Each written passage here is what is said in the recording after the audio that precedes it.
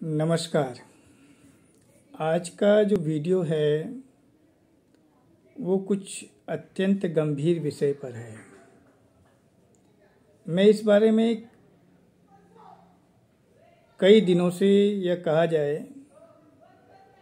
कई वर्षों से सोच रहा हूँ।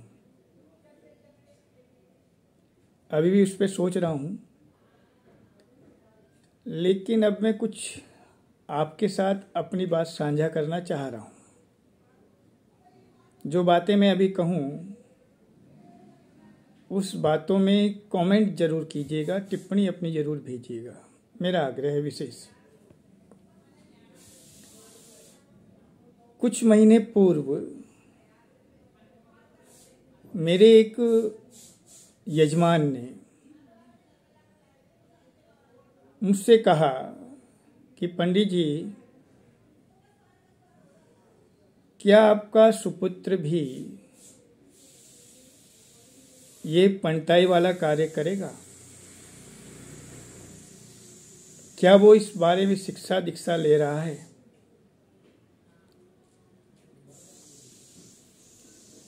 तो मैंने सोचा क्या उत्तर दूं। कुछ दिया नहीं, मैं मुस्कुरा दिया। और इस प्रश्न ने मेरे जो लगातार वर्षों से विचार चल रहा था, उस विचार को थोड़ा और पुष्ट किया। विवाह आदि में मैं जाता रहता हूँ। हिंदू सनातन धर्म के वैसे तो अनेक संस्कार है, प्रमुख 16 माने गए हैं। धीरे धीरे सारे लुप्त ही हो रहे हैं। कुछ बचे हैं, तो उनमें से विवाह संस्कार एक प्रमुख है। तो उस संस्कार में ब्राह्मण की क्या स्थिति रहती है, ये किसी से छुपा नहीं है। जो ब्राह्मण विवाह संस्कार के प्रमुख कार्य को प्रतिपादित करते हैं, उनकी क्या स्थिति होती है, ये सबको स्पष्ट है। सबसे अंत में पंडित जी को याद किया जाता है, पंडित जी अब फेरे करा दो। पंडित जी ने लग्न का टाइम क्या निकाला है, उसका कोई अर्थ ही नहीं रह जाता। समय सब पूछेंगे पंडित जी से आके कि पंडित जी फेरे का टाइम क्या है। पंडित जी क्या कहें। और फेरे कैसे होते हैं, यह बड़ी दयनीय स्थिति होती है। फेरों के समय सभी उसे एक हंसी ठट्ठा का स्थान बना देते हैं, जबकि वह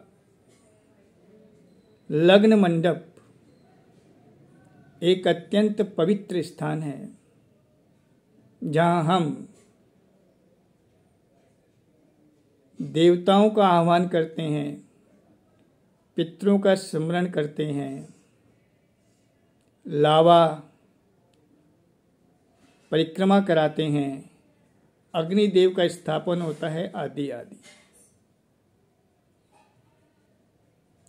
पंडित जी से भी हंसी मजाक किया जाता है। वो ब्राह्मण जो एक नव दंपत्ति के आशीष की कामना से उस कार्य को प्रतिपादित कर रहा है, उसका तो प्रमुख स्थान होना चाहिए। प्रमुख स्थान तो क्या, गौण स्थान से भी निकृष्ट स्थान उसका होता है। आजकल के विवाह संस्कार तो ऐसे हो गए हैं जैसे किसी चलचित्र का शूटिंग इत्यादि हो रही है, चलचित्र बनाया जा रहा हो। कैमरामैन ही आपको बताते हैं कि ऐसे आप सिंदूर भरिए, ऐसे आप चलिए, ऐसे आप बैठिए। और ये सब होने के बाद जब अंत में पंडित जी अपनी दक्षिणा मांगते हैं तो पंडित जी की स्थिति दिहाड़ी मजदूर से भी छोटी होती है। वह ब्राह्मण जो कम से कम 2-3 दिन से आपके घर में है, और जिस दिन विवाह है उस दिन तो पूरे दिन ही आपके घर में है, 1100, 2100,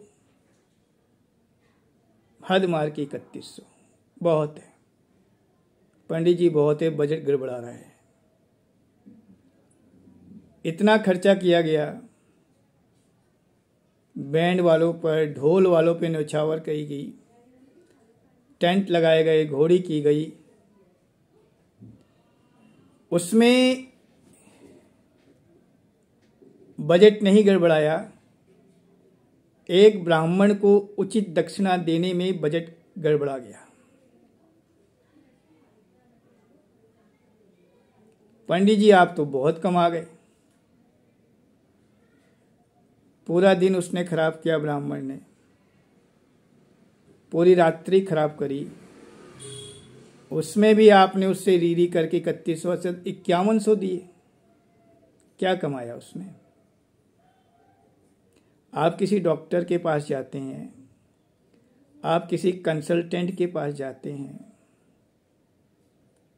वो 5 मिनट के ही आपसे 1000 रुपये हड़क लेता है, झटक लेगा। किसी डॉक्टर से आप लीजिए 24 घंटे की कंसल्टेंसी, किसी वकील से लीजिए, आपको पता है।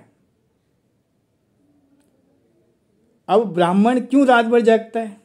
क्या स्वार्थ है उसका?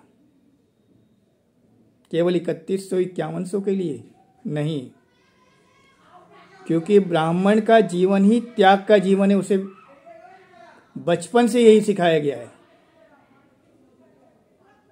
कि बेटा तुम अपने कर्म को ईमानदारी से करो, बाकी ठीक है। इसलिए वो करता है, नहीं तो उसे क्या जरूरत पड़ी है? नहीं आता, कर लें आप अपने आप ही विवाह। पर आप उसे बुलाते हैं, वो अपने आप नहीं आता, तो कम से कम उसे दक्षिणा तो उचित दीजिए। एक रात्रि वो पूरा जगेगा, 11,000, 21,000, इतना तो दे। आप शादी के कुल खर्च में, जितना आप शादी में, विवाह में खर्च करते हैं, उस खर्च में ब्राह्मण को जो दक्षिणा देते हैं उसका प्रतिशत निकाल लीजिए। नगण्य आएगा, नगण्य। और आप ये चाहते हैं कि वो कार्य पूरे विधि विधान से कराए। बहुत जगह तो स्थिति ये होती है कि विवाह सामग्री ही नहीं होती, रात में भागते हैं लेने के लिए, फिर जो मिल गया पंडित जी इसी से कराओ। और जिस भाव से फिर आप दक्षिणा देते हैं ब्राह्मण को, फिर भी ब्राह्मण आपको आशीष देता है। जिस भाव से आप उसे दक्षिणा दे रहे हैं, वही भाव अगर वो आपके प्रति रखे तो क्या होगा आप समझिए। इस बात पे आप विचार कीजिए। शादी में पंडित जी बड़ा कमा लेते हैं। आप देखिए, विवाह में हर वर्ग कमाता है। टेंट वाला, कैमरे वाला, जो आपका मंडप लगा रहा है वो, भोजन वाला, सब कमाते हैं। और सब आपसे मुंह खोल के पैसे लेते हैं और आप भी देते हैं। और ब्राह्मण ने अगर आपसे दक्षिणा मांग ली तो आपका बजट गड़बड़ा जाएगा। आप किसी रेस्टोरेंट में जाते हैं, बिल बनता है आपका 200 रुपये, 300 रुपये तो आप ऊपर से ही दे देंगे। अपनी सेकी बखारने के लिए, और ब्राह्मण ने पूजा में कुछ 100 रुपये दक्षिणा रखवा दी। अरे पंडित जी आप तो लालची हो गए। क्यों? ब्राह्मण का वो अधिकार है। ब्राह्मण की गृहस्थी नहीं है क्या? ब्राह्मण को क्या अपने बच्चे पालने नहीं है क्या? उनकी शिक्षा दीक्षा की व्यवस्था नहीं करनी है क्या? अब वो समय नहीं है कि उसे राजाश्रय है। आपने महीने में एक सत्यनारायण भगवान की कथा कराई, कितना देते हैं आप उसे? 501। हद मारेंगे 1100 महीने की एक कथा। पर वो क्या क्या कर रहे हैं? पहले देवताओं का आह्वान कर रहे हैं, फिर आपको कथा सुना रहे हैं, फिर यज्ञ हो रहा है। 1100 आपको लगता है आपने बहुत दे दिया। महीने में एक संक्रांति, एक पूर्णिमा, 2 एकादशी, एक अमावस्या, उसमें आपने थोड़ा सीधा दे दिया ब्राह्मण को, तो आपको लगता है कि जी बस वो इससे ही उसने सब कुछ कर लिया। तो ब्राह्मण अपने बच्चों को, मैं मूल प्रश्न में फिर आता हूं, क्यों लगाए? ब्राह्मण तो ये सोचता है ना कि मैंने तो चलो जैसे करा करा, मेरे बच्चे अब इन सबको ना झेलें। और ये समाज के लिए, हिंदू समाज के लिए बहुत ही घातक संदेश है।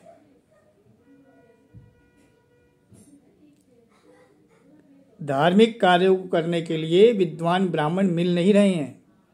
कारण यही है, विद्वता का सम्मान नहीं हो रहा हिंदू समाज में।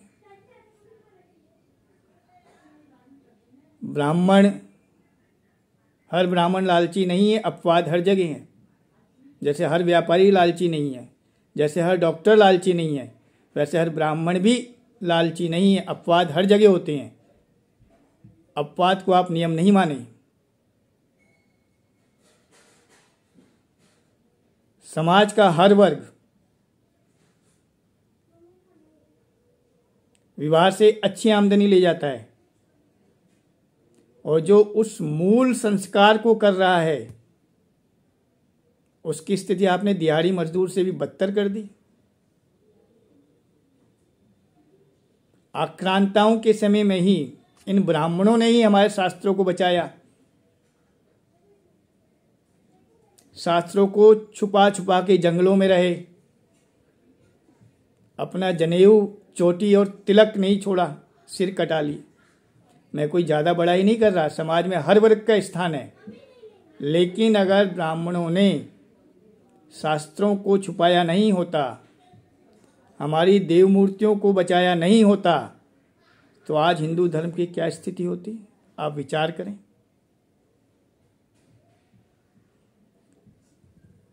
एक आता है कि पूजा के नाम पे बड़ा व्यापार कर लेते हैं, बड़ा व्यापार कर रहे हैं ब्राह्मण। तो मुझे उत्तर उनका यह है कि क्या व्यापार कर लेते हैं? पूजा सामग्री जो लिखी वो तो आप परचून की दुकान से लाए, व्यापार किसको मिला? बर्तन लिखे किससे लाए? दोने लिखे किससे लाए? व्यापार तो क्षमा कीजिए, ब्राह्मण तो हर वर्ग को साथ लेके चलता है।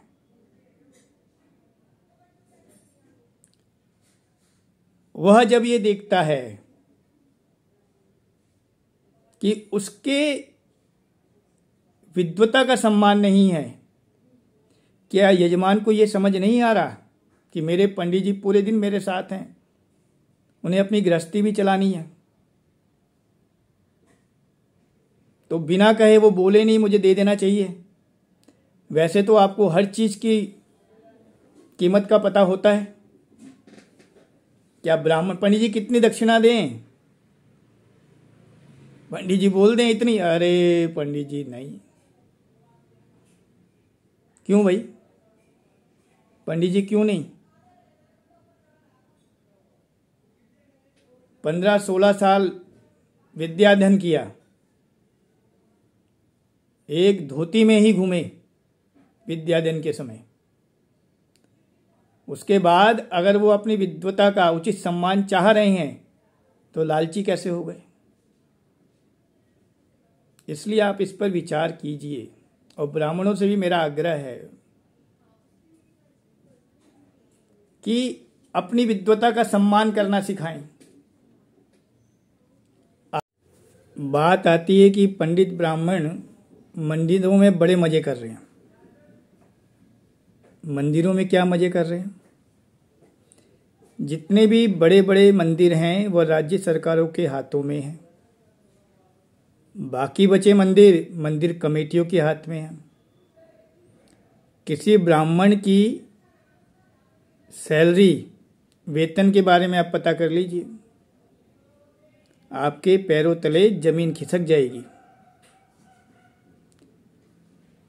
तो आप विद्वता का सम्मान कीजिए, नहीं तो आगे समय यह आ रहा है कि ब्राह्मण अपने बच्चों को ये कार्य नहीं कराना चाहते, तो स्थिति कैसी होगी आप समझिए।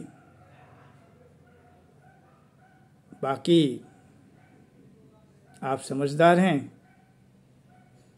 विषय कुछ गंभीर था तो कुछ कठोर शब्द निकले हों वाणी से, तो उसके लिए क्षमा प्रार्थी हूँ। और कृपया अपनी टिप्पणियाँ कमेंट बॉक्स में ज़रूर दीजिएगा। नमस्कार।